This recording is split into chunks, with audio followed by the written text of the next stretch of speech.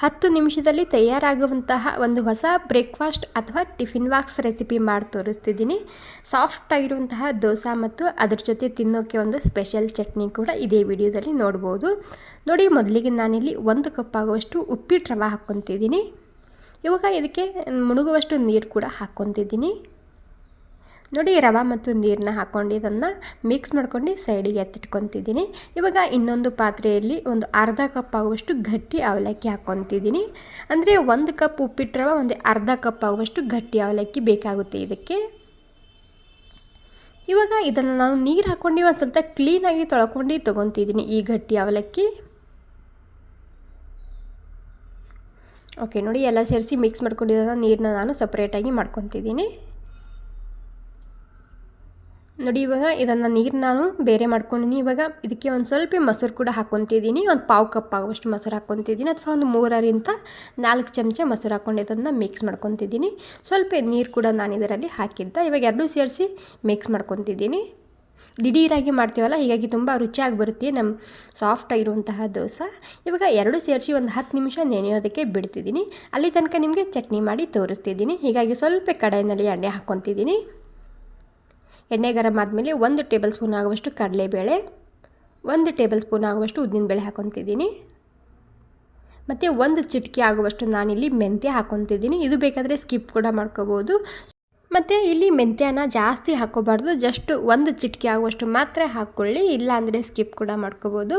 ಇವಾಗ ಇವೆರಡು ಬೇಳೆ ನಾನಿಲ್ಲಿ ಸ್ವಲ್ಪ ಕೆಂಪಾಗೋ ತನಕ ಹುರ್ಕೊಂಡು ತೊಗೊತಿದ್ದೀನಿ. ಮೊದಲಿಗೆ ಸ್ವಲ್ಪ ಹುರ್ಕೊಂಡಾದ್ಮೇಲೆ ನಾನಿಲ್ಲಿ ಸ್ವಲ್ಪ ಹಸಿ ಶುಂಠಿ ಮತ್ತು ಬೆಳ್ಳುಳ್ಳಿ ಹಾಕ್ಕೊತಿದ್ದೀನಿ.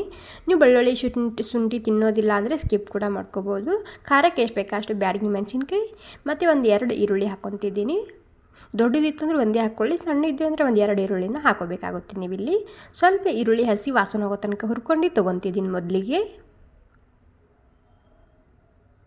ಓಕೆ, ನೋಡಿ, ಸ್ವಲ್ಪ ಈರುಳ್ಳಿ ಹುರ್ಕೊಂಡಾದ್ಮೇಲೆ ನಾನಿಲ್ಲಿ ಟೊಮೆಟೊ ಹಾಕ್ಕೊತಿದ್ದೀನಿ. ಸುಮಾರು ಒಂದು 3 ಟೊಮೆಟೊ ಹಾಕ್ಕೊತಿದ್ದೀನಿ. ಇಲ್ಲಿ ನಿಮಗೆ ಚಟ್ನಿ ಎಷ್ಟು ಬೇಕಾ ಅಷ್ಟು ನೀವು ಇಲ್ಲಿ ಹೆಚ್ಚು ಕಮ್ಮಿ ಮಾಡ್ಕೋಬೋದು. 2 ಈರುಳ್ಳಿ ಮತ್ತು 3 ಟೊಮೆಟೊ ಹಾಕಿದ್ದೆ ನಾನು ಇದಕ್ಕೆ. ಇವಾಗ ಇದಕ್ಕೆ ರುಚಿಗೆ ತಕ್ಕಷ್ಟು ಉಪ್ಪು ಕೂಡ ನಾನು ಇಲ್ಲೇ ಹಾಕ್ಕೊತಿದ್ದೀನಿ. ಜಲ್ದಿ ಸಾಫ್ಟ್ ಆಗುತ್ತೆ ಎಲ್ಲ ಸಾಮಗ್ರಿ. ಇವಾಗ ಉಪ್ಪು ಹಾಕ್ಕೊಂಡಿದ್ದನ್ನು ನಾನು ಒಂದು 2-3 ನಿಮಿಷ ಹಾಗೇ ಹುರ್ಕೊಂಡು ತೊಗೊತಿದ್ದೀನಿ. ಅಥವಾ ಟೊಮೆಟೊ ಸಾಫ್ಟ್ ಆಗಬೇಕು ಅಲ್ಲಿ ತನಕ ಇದನ್ನು ಹುರ್ಕೋಬೇಕಾಗುತ್ತೆ. ಮತ್ತು ಫ್ರೆಂಡ್ಸ್, ನಿಮಗೆ ಈ ರೆಸಿಪಿ ಸ್ವಲ್ಪನಾದರೂ ಇಷ್ಟ ಆಗಿದ್ದರೆ ಒಂದು ಲೈಕ್ ಮಾಡೋದು ಮಾತ್ರ ಮರಿಬಾರ್ದು. ಮತ್ತು ಇವೆರಡೂ ರೆಸಿಪಿ ನೀವು ಕೂಡ ಒಂದು ಸ್ವಲ್ಪ ಟ್ರೈ ಮಾಡಿ ನೋಡ್ಬೋದು, ತುಂಬಾ ರುಚಿಯಾಗಿ ಬರುತ್ತೆ. ಇವಾಗ ಇದಕ್ಕೆ ಒಂದು 2 ನಿಮಿಷ ನಾನು ಹಾಗೇ ಮುಚ್ಚಿಡ್ತೀನಿ, ಅಂದರೆ ಟೊಮೆಟೊ ಸಾಫ್ಟ್ ಆಗಬೇಕು ಅಲ್ಲಿ ತನಕ. ನೋಡಿ, ಟೊಮೆಟೊ ಸಾಫ್ಟ್ ಆಗಿದೆ. ಇವಾಗ ಒಂದು 2-3 ನಿಮಿಷ ಇದನ್ನು ನಾನು ಸ್ಲೋ ಗ್ಯಾಸ್ನಲ್ಲಿ ಮುಚ್ಚಿಟ್ಟಿದ್ದೆ. ಮತ್ತು ಆವಾಗವಾಗ ನಾನು ಕೈ ಆಡಿಸ್ತಾ ಇದ್ದೆ ಇದಕ್ಕೆ. ಇಷ್ಟಾದರೂ ಸಾಕಾಗುತ್ತೆ. ಇವಾಗ ಗ್ಯಾಸ್ ಬಂದ್ ಮಾಡ್ಕೊಂಡು ಇದನ್ನು ನಾನು ಮಿಕ್ಸಿಯಲ್ಲಿ ಹಾಕ್ಕೊತಿದ್ದೀನಿ. ತಣ್ಣಗಾದ್ಮೇಲೆ ಇದನ್ನು ರುಬ್ಕೋಬೇಕಾಗುತ್ತೆ, ಬಿಸಿ ಬಿಸಿ ಇರುವಾಗ ರುಬ್ಬಾರ್ದು. ಸ್ವಲ್ಪ ನೀರು ಹಾಕ್ಕೊಂಡು ಸ್ಮೂತಾಗಿ ರುಬ್ಕೊತಿದ್ದೀನಿ. ಓಕೆ, ನೋಡಿ, ಒಂದು ಸ್ವಲ್ಪ ತಣ್ಣಗಾಗಿತ್ತು, ಹೀಗಾಗಿ ನೀರು ಹಾಕ್ಕೊಂಡು ನಾನಿಲ್ಲಿ ಸ್ಮೂತಾಗಿ ರುಬ್ಕೊಂಡು ತೊಗೊಂಡಿದ್ದೀನಿ. ನಮ್ಮ ರುಚಿಯಾಗಿರುವಂತಹ ಸ್ಪೈಸಿ ಚಟ್ನಿ ತಯಾರಾಗಿದೆ. ಇದು ನೀವು ಇಡ್ಲಿ, ದೋಸೆ, ಪಡ್ಡು ಪ್ರತಿಯೊಂದಕ್ಕೂ ತಿನ್ಬೋದು, ತುಂಬ ರುಚಿಯಾಗಿರುತ್ತೆ ಇದು. ಇದಕ್ಕೆ ಒಂದು ಸಣ್ಣದಾಗಿ ತಡ್ಕ ಕೊಡಬೇಕು, ಹೀಗಾಗಿ ನಾನಿಲ್ಲಿ ತಡ್ಕ ಪ್ಯಾನ್ನಲ್ಲಿ ಸ್ವಲ್ಪ ಎಣ್ಣೆ ಹಾಕ್ಕೊತಿದ್ದೀನಿ. ಎಣ್ಣೆ ಗರಂ ಆಗಿದೆ. ಎಣ್ಣೆ ಗರಂ ಆದಮೇಲೆ ಸ್ವಲ್ಪ ಸಾಸಿವೆ ಚಟಪಟ ಅನ್ನಬೇಕು. ಅಂದಾದಮೇಲೆ ನಾನಿಲ್ಲಿ ಸ್ವಲ್ಪ ಹಿಂಗೆ ಹಾಕ್ಕೊತಿದ್ದೀನಿ. ಈ ತಡ್ಕ ಬೇಕಾದರೆ ನೀವು ಸ್ಕಿಪ್ ಕೂಡ ಮಾಡ್ಕೋಬೋದು, ಹಾಗೆ ಪ್ಲೇನ್ ಕೂಡ ನೀವು ಚಟ್ನಿನ ಯೂಸ್ ಮಾಡ್ಕೋಬೋದು. ಒಂದು ಸ್ವಲ್ಪ ಉದ್ದಿನಬೇಳೆ ಹಾಕ್ಕೊತಿದ್ದೀನಿ. ಉದ್ದಿನಬೇಳೆ ಸ್ವಲ್ಪ ಲೈಟಾಗಿ ಕೆಂಪಾಗಬೇಕು. ನೋಡಿ, ಇಷ್ಟಾದರೆ ಸಾಕಾಗುತ್ತೆ. ಇವಾಗ ನಾನು ಗ್ಯಾಸ್ ಬಂದ್ ಮಾಡ್ಕೊಂಡು 1 ಬ್ಯಾಡಗಿ ಮೆಣಸಿನ್ಕಾಯಿ ಮತ್ತು ಒಂದು ಸ್ವಲ್ಪನೇ ಕರಿಬೇವು ಸೊಪ್ಪು ಹಾಕ್ಕೊಂಡು ಮಿಕ್ಸ್ ಮಾಡ್ಕೊತಿದ್ದೀನಿ. ನೋಡಿ, ಇವಾಗ ನಮ್ಮ ಚಟ್ನಿ ತಯಾರಾಗಿದೆ. ಇವಾಗ ಚಟ್ನಿ ಮೇಲೆ ಹಾಕ್ಕೊತಿದ್ದೀನಿ. ತುಂಬಾ ಸ್ಪೈಸಿಯಾಗಿ ಬರುತ್ತೆ ಈ ಚಟ್ನಿ. ನೋಡಿ, ಇವಾಗ ಚಟ್ನಿ ತಯಾರಾದಮೇಲೆ ಇದನ್ನು ಸೈಡಿಗೆ ಎತ್ತಿಟ್ಕೊತಿದ್ದೀನಿ. ಸೈಡಿಗೆ ಎತ್ತಿಟ್ಕೊಂಡು ಇಲ್ಲಿ ನಾವು ರವೆ ಮತ್ತು ಅವಲಕ್ಕಿ ನೆನೆ ಹಾಕಿಟ್ಟಿದ್ದವಲ್ಲ, ಇದು ಕೂಡ ಒಂದು 10 ನಿಮಿಷ ಆಗಿದೆ. ಇವಾಗ ಎರಡೂ ಸೇರಿಸಿ ನಾನಿಲ್ಲಿ ಮಿಕ್ಸಿಯಲ್ಲಿ ಹಾಕ್ಕೊಂಡು ರುಬ್ಕೊತಿದ್ದೀನಿ.